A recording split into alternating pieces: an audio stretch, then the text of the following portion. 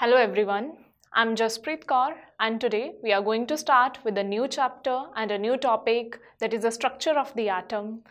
As far as now we have studied about that Maharishi Kannad, he was there to tell us about Parmanu, that is the atom. After that we studied about the Dalton's atomic theory and then we moved ahead with the modern atomic theory.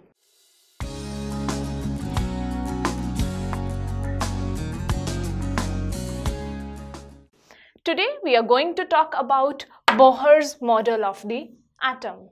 So whenever I talk about this Bohr's model of the atom, first of all, it was brought forward because there were limitations with the Dalton's atomic theory and the modern atomic theory. Now when I talk about Bohr's model of the atom, the very first postulate that Bohr he has presented, it is that in an atom there is a positively charged center, fine. Around that center, the electrons, they are revolving, and the electrons, whenever they revolve, they always take a selected path. So I mean to say that in the atom, let's talk, we have an atom. It has a small positively charged center, and this center, which is small positively charged, it is said to be nucleus. Now around this nucleus, the electrons, they are revolving, and Bohr's atomic model, it says that the electrons, they are revolving only in the selected paths, and these selected paths, these are said to be orbits. Fine. For example, if I have the electron in this particular one, the electrons, they are revolving only in a selected path. Fine. With these orbits, we have the energy levels which are associated, and these energy levels are said to be the energy shells.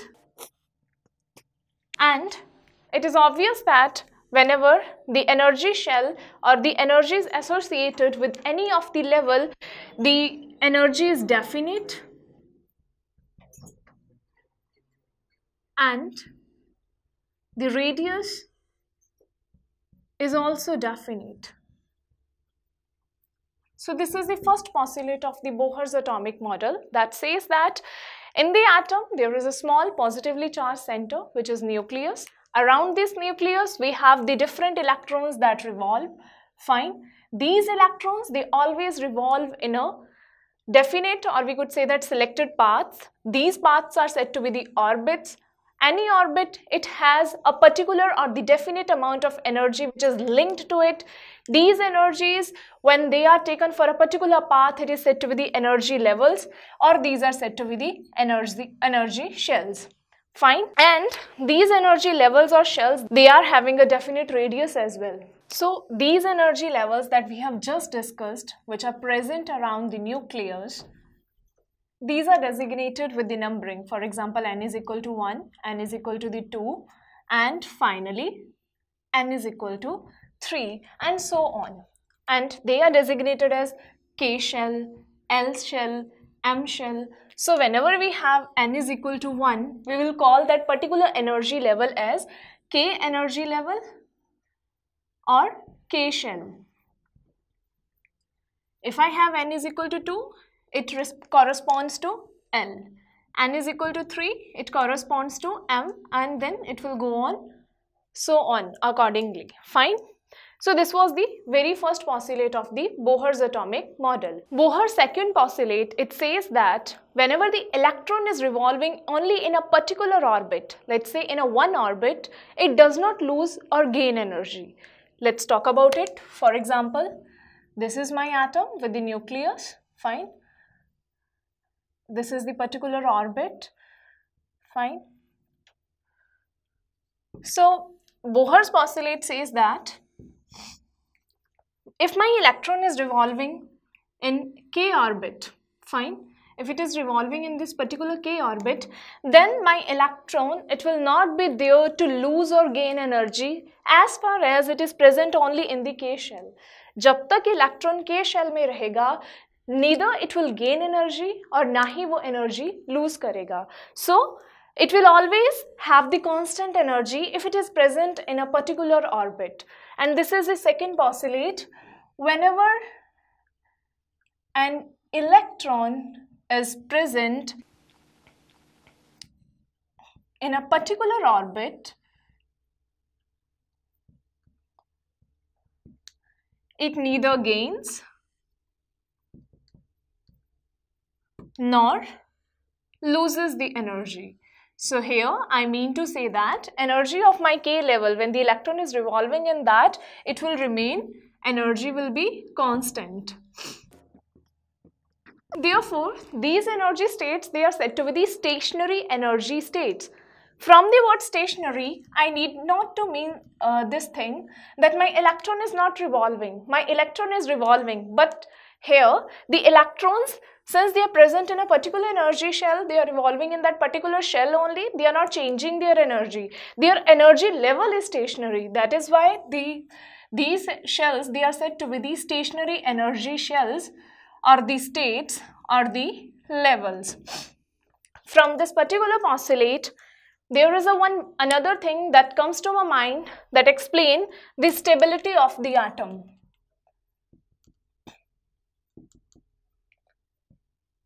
Now, how this postulate actually explains the stability of the atom? As we have already studied that electron is revolving in a one orbit, let's talk about k orbit only. Whenever it is revolving in that particular orbit, it is not going to lose, it is not going to gain the energy.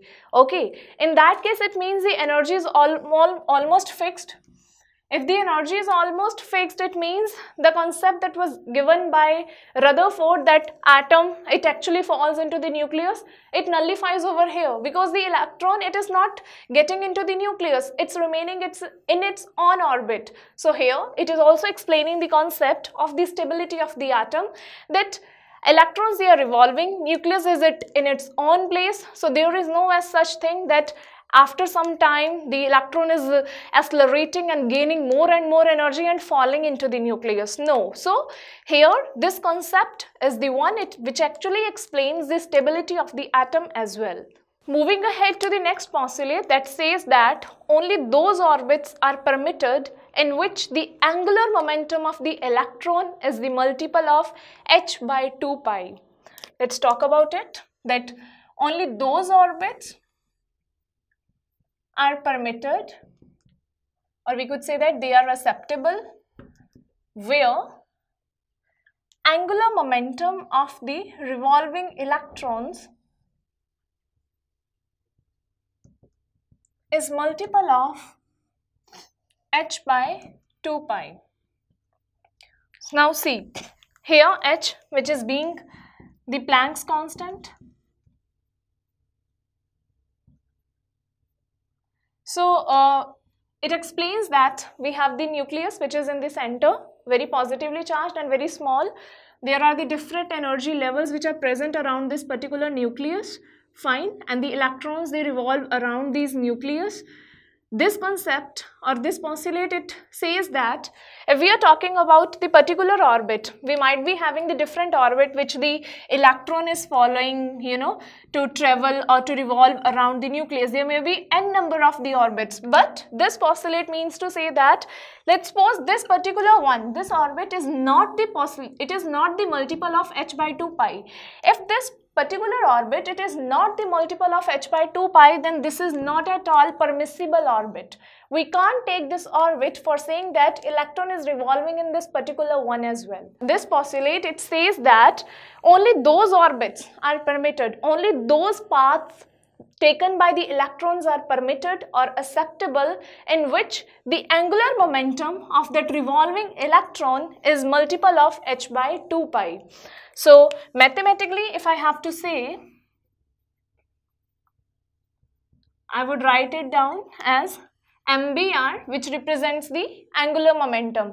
Angular momentum is what? When there is we would say that a radius which is being involved, when there is an angle which is being made, when a particular particle is moving, having a definite mass and with a definite velocity, when that particular particle is moving and it is also taking a turn, it is revolving in a with a particular angle, that is the angular momentum. So mathematically, MBR is equal to the h by 2 pi. So when I take it could be the multiple, I will take the n over here. Now this particular n, this could be 1, 2, 3, anything. So here we can say that MBR is equal to h by 2 pi. Put different values of the n. MBR is equal to the 2h by 2 pi. MBR is equal to 3h by 2 pi. Whenever I am explaining with this MBR is equal to the NH by 2 pi and with the different values, then I could say that angular momentum of that electron is quantized. Till now we studied that when the electron is in a particular orbit, it is not going to lose the energy, it's neither going to gain the energy. But this postulate, which is the fourth one, it says that whenever you are supplying the energy to the electron, whenever electron gets the energy, it will jump from one level to the another level, which is the higher level. When this electron loses the energy, it will jump to some lower level. And when this electron gets the energy or it absorbs the energy, it will jump to some, I would say that, higher level. So here we have, this is my nucleus of the atom. This is the particular energy shells, the K shell, L shell and the M shell. Let's talk about the electron was present here. Now my electron, if it was present here and it gained the energy is being supplied to it. If the energy is being given to this particular one, it will travel from K to L shell. Fine. On absorption of the energy, so it jumped to some another level. Clear? On the other hand, if I say that if this particular electron, let's say, which was present in this L shell, fine, it has lost the energy, it will come back to the some lower energy level. So basically this postulate states that whenever you are supplying the energy to the electron, it will jump to the higher level. If the energy is taken from the electron, that if it is losing the electron, it will jump to the lower level. Now there are some states which are possible when the electron is jumping to the higher level. The higher level in which the energy of electron is extremely high, it is said to be the excited state of the atom. So we were talking about the excited state. Excited state is when energy of the electron in particular level is quite high. It is said to be present in the excited state and the atom is excited atom. On the other hand, we have the ground state. Now when I talk about the ground state, it means that the energy of that electron in that particular level or the energy is the lowest. So ground state is the energy level, the lowest energy level in which the electron is present. That is the ground state. So we have the two states, the ground state and the excited state. If I give the energy to the electron, this is my electron, and if I am supplying the energy to it, it will go from ground state to the different state, which I would say that it will move to the another state, and this would be the excited state. On the other hand, if the electron is losing the energy, it will come back to this particular ground state from the excited state. So this is the fourth postulate, which states that though the electron, when it is present in a particular level in one orbit, its energy is fixed, but if it is moving, if it is gaining the energy, if it is gaining or losing the energy, it will change its energy level or the energy shells. Now if the energy is being supplied to the atom or to that particular electron, it will jump from the lower energy level to the higher energy level. The higher energy level is said to be the excited state, and the state in which the energy of that electron was lowest, it is said to be the ground state of that particular atom. Now from this particular postulate, there arises a question that why the atomic spectra is discontinuous in the nature. Now there is a reason for the same. We have just studied about the excited state and the ground state. To recall it, I would say that ground state when the energy is the lowest and the energy is the highest for the electron. Fine. Now when the electron is moving from the lower energy level to the higher energy level, let's talk about this is the E1 level and this is the E2 level. The energy difference, it would be equal to E2 minus E1, that is the energy of the higher state and the energy of the lower state, and this energy difference will always be equal to the amount of energy which is either absorbed or the amount of the energy which is liberated. Fine. So delta is equal to the E2 minus E1 over here. Now to explain the concept that atomic spectra is basically discontinuous in the nature, how we can explain that? Now it's possible that the electron which is over here, it has absorbed the energy, it has gone to the E2 level. It might be possible electron on absorbing the energy, it has gone to the E3 level, fine, and the energy is released from the E3 to the E1, fine. So in this way, whenever they are absorbing the energies of the different energy levels, they will be falling according to their energy levels only. The excitement is according to the energy level. The way they are falling, it is also according to the energy levels. So here the energy is not definite. It is not at all fixed.